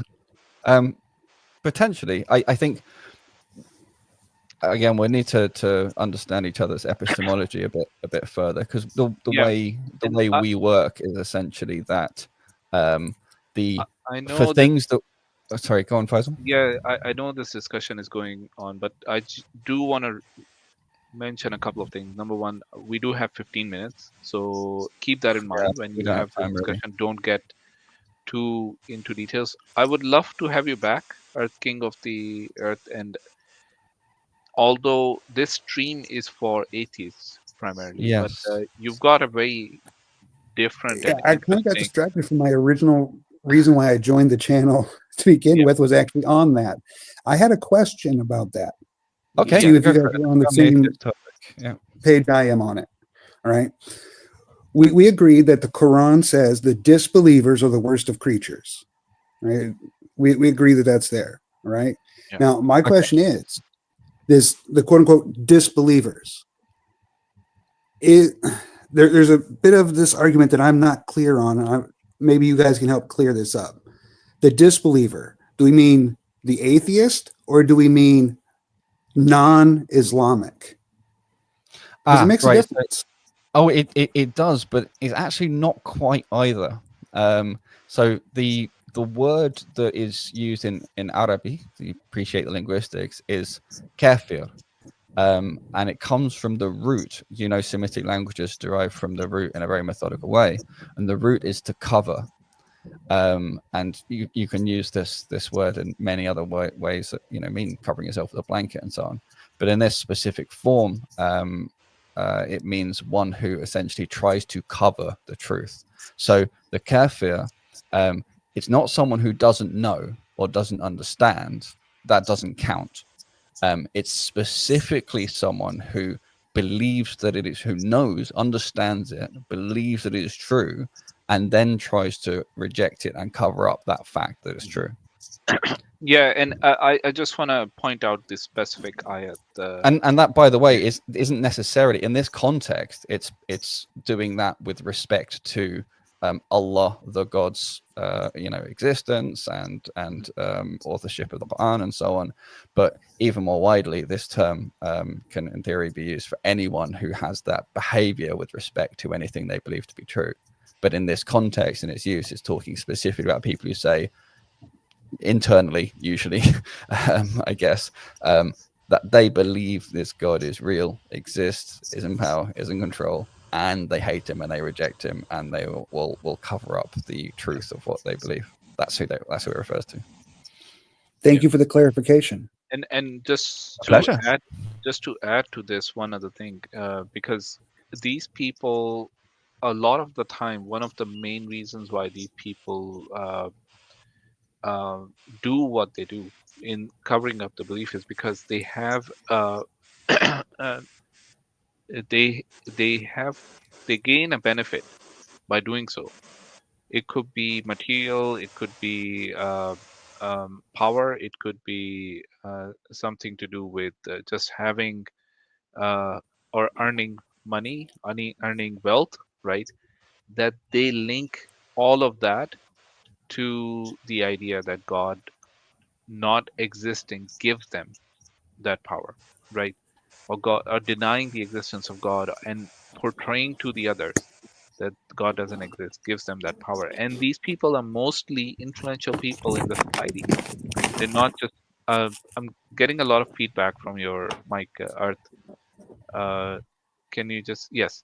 So these people are mostly influential people of the society, and they're able to prevent the truth from spreading, right? So them being called as the worst of people, worst of all creation, right, is not far from what they actually do and how this disbelief, this kufr, actually manifests in into reality, in how Mm-hmm. they actually uh, not just drag themselves to go to hell by themselves, but they drag all these other people into hell. Yeah, they definitely tend to, and that's part of this seeking validation. Like, I can speak to this to some degree from my previous position where I wasn't exactly the kind of kafir that's being described in the book. If it was, I would have been left blinded and misguided and never been permitted to see, right? But I can definitely resonate on some level, and I can tell you that there's definitely some kind of atheism and the naturalist view sort of associated with that, or at least naturalistic atheism really results in de facto self-deification, like it or not, accept it or not, admit it or not. And that in turn boosts the ego in a toxic way and sets off a whole kind of set of essentially system malfunctions or exploits of vulnerability in the brain and the human spirit and so on. And so there's a sense in which the kafir element or the covering up of the truth was inside of me, and that those factors were completely hidden from me. I in no way, initially would have recognized that those factors had anything to do with my atheism and my position. It wasn't until I was able to see and sort of understand this concept of the God and understand what deity really means, straighten out the Enlightenment redefinition, magic trick, and all this sort of stuff, that I was then able to see that there was a cover in the way of this, remove that cover, see what was underneath it, and set about fixing things, or intending to, and asking for it to be fixed more accurately. So yeah, it's not just material gains, although Fazl's absolutely right to point that out. Sometimes it's these other less tangible gains. And essentially, if someone is going to sacrifice the truth for these kinds of things, then they will be a corrupting force. Now, none of us are perfect, so in a sense, we're all going to bring some corruption. And how do you have that then in the akhirah, the afterlife, what we hope is in Jannah, in heaven? Well, only by this mechanism of forgiveness, of asking this most merciful to forgive us. And for that to be possible, to be able to genuinely ask him for forgiveness, we have to be deferent to him. We have to recognize, accept who he is. We have to recognize that we make mistakes and ask for forgiveness for them in a legitimate, genuine way.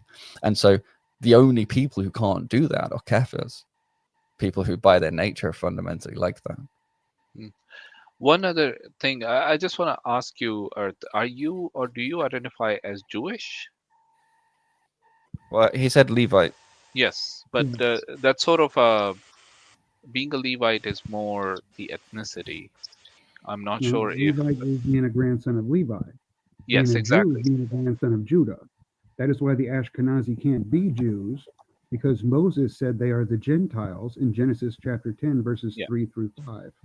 No, but when it comes to your faith or the faith system that you follow, do you...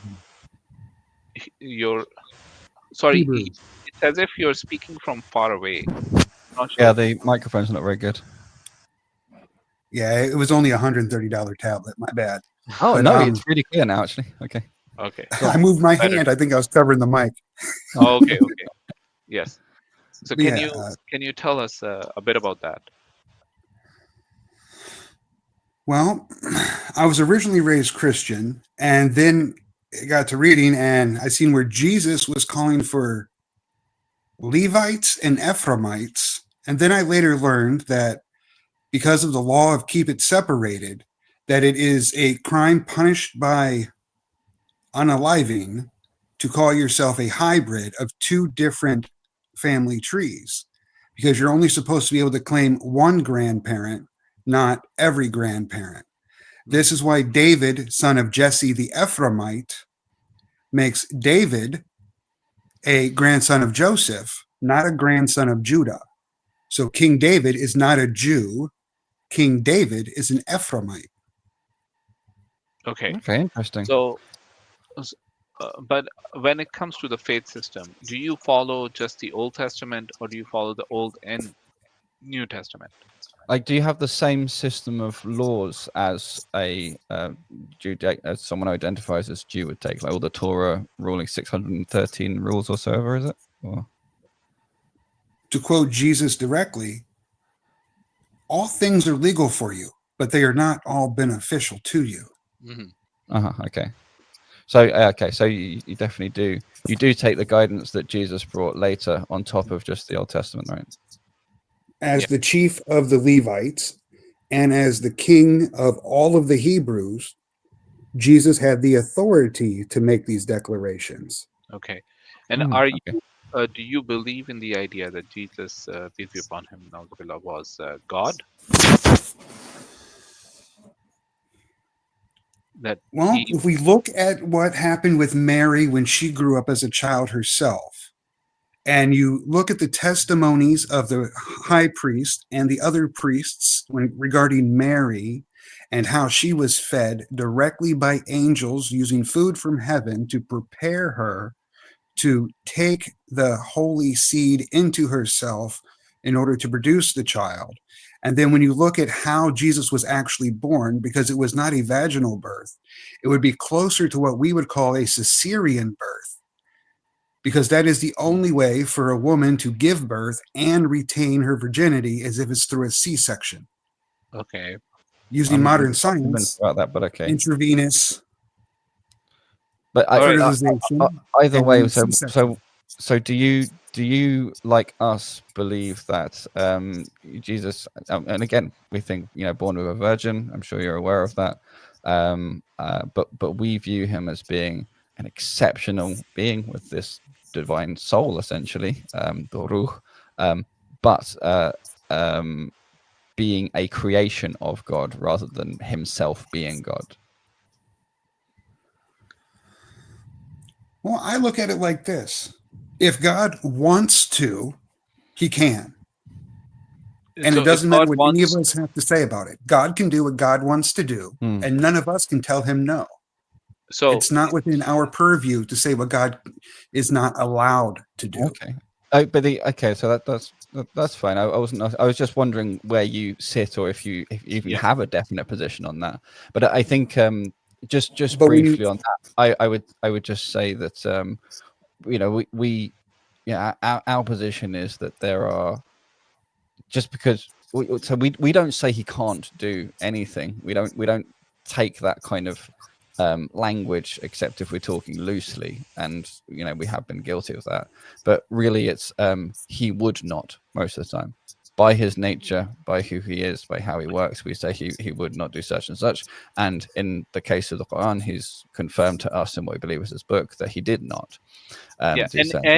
However, one thing I would say is, at this point, we've gone pretty far off the atheism topic, and we've sort of just opened up this very interesting, huge discussion area. It sounds, which we have to wrap up in 5 minutes. Right, and that's what I was going to say. If we're going to have to wrap up in 5 minutes, we're not going to do anything justice. I would like to continue, though, if I could, answering your original question. I just wanted to say, in order to carry on with more dialogue to discussions, it wouldn't make sense to do it on the atheism streams. We'll have to do it on one of the other streams. And if you want me there, or Faisal, or both of us, then we can try and make that happen and sync up with those streams or something. Sure, I would hug either one of you.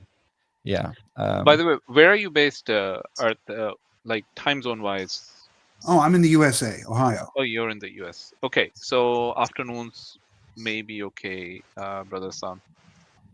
Right? If we want to have discussion, and this may be an interesting discussion. We can have a sort of a segue into a different type of topic, but not necessarily atheism, but the philosophy of where you're coming from and what you believe in, and sort of to understand from there why you would not, why you would come to the conclusions that you have, and not accept some of what we believe to be what the truth is, right? So I think there's as you, me, and Ali as well. Each have a different sort of specialty in between the three of us. I think it'd be a very interesting discussion. But sorry, just to give, because we've got just a couple of minutes left. You felt like you wanted to say something. I wanted to make sure you got the chance before you finish. Yeah. The question was belief as Jesus as the creator deity. Right? Yeah. Now, if we look at the etymology of the word Yod-Heh-Vav, Yahweh, the 4-letter version, all right, and we take the original Hebrew and we translate it into English, all right, take the original Hebrew for Yahweh, the 4-letter, and transfer it to English. It goes, behold the hands, behold the nails. According to that description, Yahweh is Jesus. Okay. So, according to the original Hebrew, Jesus is Yahweh. Now Isaiah asks, what is his name? What is the name of his son? Well, the name of the Father in the original Hebrew is Vahu, Vahou. By the way, Vahu came from El Beth, the Holy Spirit. Okay. Jesus, as Yahweh, made the Holy Spirit. It's like a grandfather paradox between the three of them, even though it's still just one. Glad to mention that. So I think it's clear enough to me what your position is. I mean, one final question on this, Brother Islam. I wasn't going to ask a question exactly. I was just going to say that I have a slightly different understanding, although I need to revise it because I may well be wrong around Yahweh and so on. But we don't have time to go into it. But it does sound like a very interesting discussion. At least your position is clear and articulately put, and has a foundation. It has an actual, reason. The only thing I would want to clarify is: do you consider the mother of Jesus, Mary, peace be upon her, as divine as well? Because she is not a deity. She is not a deity. She is not God. She is not a deity. But because Jesus is the high king of Palestine, that makes Mary the queen mother. All right. Okay. So it's a matter of secular rank, not divinity rank. Do you remember when I was talking about the Pythagoreans and made the distinction where for them numbers were divine but not deity, because there was no agency attached to the divinity? Would you still put divinity in that sense with Mary, or you just feel safer just removing the idea of divinity entirely and focusing it on Jesus? Well, if we look at Moses, and when Moses was ordered to remove his sandals because the ground itself was holy, it didn't mean the ground was the deity, even though the ground was made special. It didn't make the ground the deity. So even though Mary was made special as a holy vessel, it didn't make Mary the deity, even though she was made special.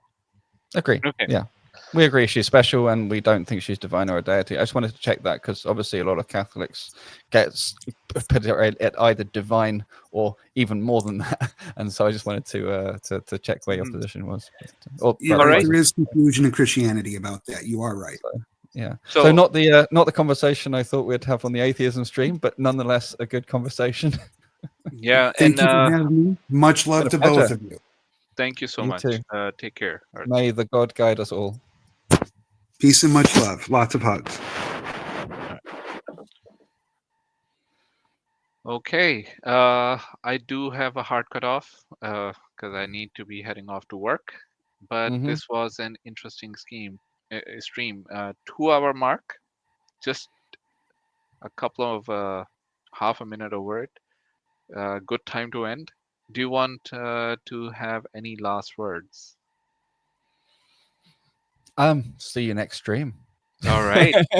Our next stream on this topic. We've got to finish off this this video. I think is interesting. There's also those sort of talking points I gave you over the WhatsApp. If you want to give a teaser of those, but yeah, I think we will need to have a conversation about that. Give me 1 second.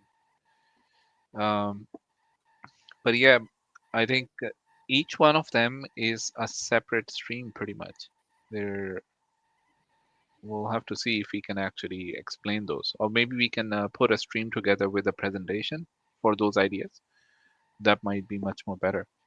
Yeah, they can do. Yeah, the set of 4 ideas are really, the themes are already in this paper and these discussions we've been having, right? We're talking about ought from is, we're talking about parsimony of theories and things like that, the relationship to Occam's razor, whether or not theories are equal, we've mentioned that in the stream as well, and then naturalism as a pantheism or polytheism. And the only sort of added thing, which I think we actually did mention as well, is at the beginning, is whether or not atheists exist. So this is stuff that I'm going to go into from one particular angle with Sabur soon, inshallah. We're planning a stream on that. Although there's a lot of other sort of elements we'll be talking about with him. This was kind of the crossover of that stream with the discussions we've been having here. And it's how long is a piece of string? We can go on it. Do we have a date for that stream? When one? That will be happening with the one with Sabur, Brother Sabur? It should be in the next couple of weeks, inshallah, but he's got a very difficult diary, so we'll see. Okay, no worries. So we'll wait for that. With this, I would say, Assalamu alaikum wa rahmatullahi wa barakatuh. Wa alaikum salam wa rahmatullahi wa barakatuh. All right.